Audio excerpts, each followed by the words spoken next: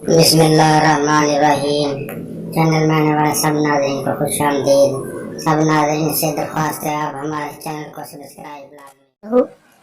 बीवी बार बार माँ पर इल्जाम लगा रही थी और शौहर उसे बार बार अपनी हद में रहने को कह रहा था, लेकिन बीवी खामोश होने का नाम ही नहीं ले रही थी।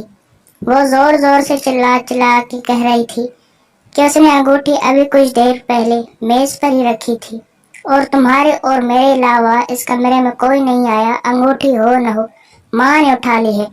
जब मामला शौहर की बर्दाश्त से बाहर हो गया तो फिर उसने अपनी बीवी को गाल पर जोरदार थप्पड़ जड़ दिया। शादी अभी 3 माह कबल ही हुई थी। बीवी थप्पड़ बर्दाश्त न कर सकी, वो घर छोड़कर मैके जाने लगी, लेकिन जाने से पहले उसने अपने शौहर से पूछा, आपको अपनी वालदा पर इतना यकीन और भरोसा क्यों है? फिर शौहर ने जो जवाब दिया उसे सुनकर दरवाजे के पीछे खड़ी माँ का दिल भर आया। शौहर ने बीवी से कहा, उसके वालिद का इंतकाल उस वक्त हुआ जब वो बहुत छोटा था। माँ मोहल्ले के घरों में झाड़ू पोंछा करती जब एक वक्त के खाने का इंतजाम हो पाता।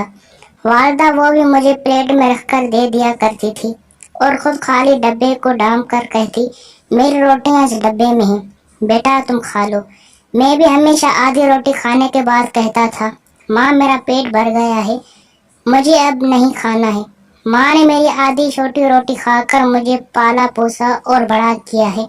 आज मैं 2 रोटी कमाने के काबिल गया हूँ, लेकिन मैं इस माँ को कैसे भूल सकता हूँ जिस माँ ने उम्र के इस मरहले में अपनी ख्वाहिशात को मार डाला था।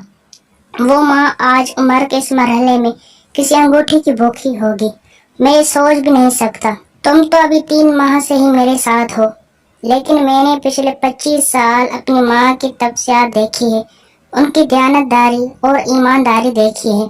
तुम्हें जहाँ जाना है जाओ, मेरे लिए मेरी माँ ही सब कुछ है। ये सुनकर माँ की आंखें आंसू से भीग गई।